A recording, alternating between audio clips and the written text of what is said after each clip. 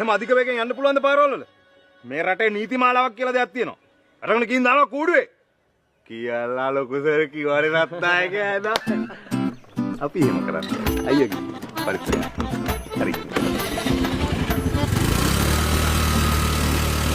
රත්නායක අපිට හොරෙන් මෙතනින් කිසිම වාහනයකට යන්න. සුද දවසක මෙතනින් කොහෙ යන්නද අපිට හොරෙන් එහෙම?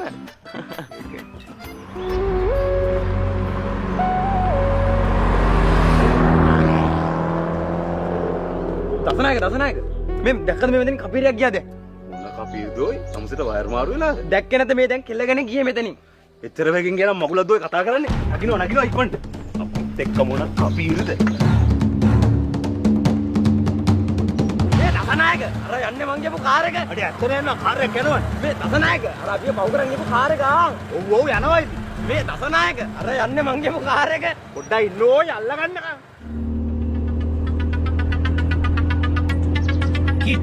අපි පස්සේ පොලිසියෙන් පන්නනවා වගේ.